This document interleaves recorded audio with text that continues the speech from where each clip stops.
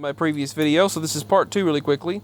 The problem I do see is that if you looked at the previous administration and what happened last time in 2012 and 13, they tried to make biblical prophecy happen. They were doing a bunch of things during the Shemitah and during the Feast of Tabernacles and the Feast of Ramayah in Israel during the time that it took place during the blood moon tetrad, the 4 blood moons in a row, where you had all these blood moons 6 months apart, and they tried to do several things. And then the Pope on 11/11, he left at 11:11 p.m. during the blood moon tetrad's time, during the sunset or moonset in New York. He left the United States at that time after meeting secretly with President Obama during the previous administration. And then he went back to the Vatican. They signed several things, and they were working on the Trans-Pacific Partnership, which really was mostly just about financial and life control in general. It was more about climate and financial and political control than it was in my opinion, than it was about unilateral diplomatic union. It was more than just diplomacy and diplomatic principles listed. It was really, there were several articles and subsections of that were more about climate control, population control, and more, well, not, I can't say population, but I mean controlling the populace, the general population, controlling them in a way that's manipulatable and for their own gain. But it was obvious when you looked into it. But a lot of that's gone now. You can't find that information, but they're trying to reinstate it according to what I'm hearing, and the France accord with France and the several things. But if you watched during the previous administration, the Pope, and they got rid of the previous Pope and brought in Pope Francis on a certain date. Lightning struck, earthquake happened under the Vatican where the Pope was resting, and lightning struck twice when that happened on the top of the building where the Pope was resting. Yeah. And then I'll never forget that. And then John Kerry went over there. John Kerry went over to Israel to say, you have to sign this now. We have to split up Israel, do the 2-state solution, get this done, and begin it now. Because he said, if we don't, we have to do this for the coming of the Messiah.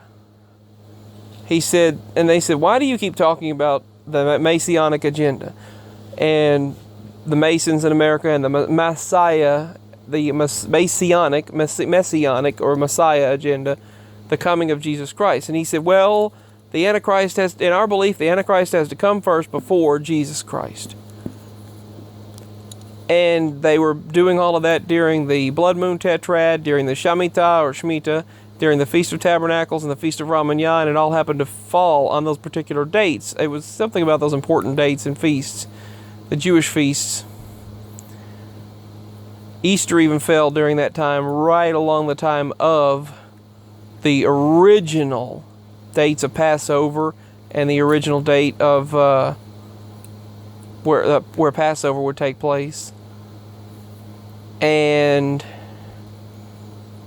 there were so many prophecies unfolding at that time, just all kinds of things happening worldwide. And they said, you need to do this now. We have to do this now. We have to do this now. We have to do this now. And he said, no. And the previous administration, pretty much, they just did everything they could against Israel after that, and they had always done everything they could against them. And they just let the Islamic State run rampant, the extremism run rampant, but yet they were labeling everyone who stood up for American rights as homegrown terrorists and extremists. That's what was going on then. But if you looked at what was happening, they were trying to push this agenda in then, and you can't. And it seems that the world elites try to push this thing. And there's so many theories as to who's running the show, what's going on, and there are so many things that are happening that is causing confusion. God is not the author of confusion. That's one popular Bible verse that's listed, for he is not the author of confusion. And you know who is. And it's a spiritual war. There will be a war. There'll be a war but not just a physical war, but a spiritual war. That's told as well. A battle. A battle and a war will be raging on in heaven right now as well during this time. The heavenly hosts will be waging a war as well, it says. But the thing is about it, they were trying to force it, and I see them, they're still doing it right now. They're trying to implement it and force it. I think things will be in a natural process happening, but they are trying to force it to happen themselves. But we'll see what happens. We've got a lot of interesting things lining up. It's hard to keep up with all of these things. A lot of new superpowers coming on the scene. World leaders, just a lot of new world leaders. A lot of unrest, a lot of change happening on the political spectrum. A lot of change happening on the power scale. So, people wanting their voices heard. And the truth being brought to light. A lot of truth being revealed. But yet, they can't stand it that their time is running short. The dark side can't stand it that its time is running short. And its remaining time is very extremely limited. So they're doing all they can in spite. But yeah, they try to force these things to happen. Many things are lining up, but they do try to force it. Alright, that's all I have to say for this video. Part 2, peace and signing out. I will talk to you all as soon as possible. My links are below if you'd like to show support for all the work that I do. Thank you all, and much love.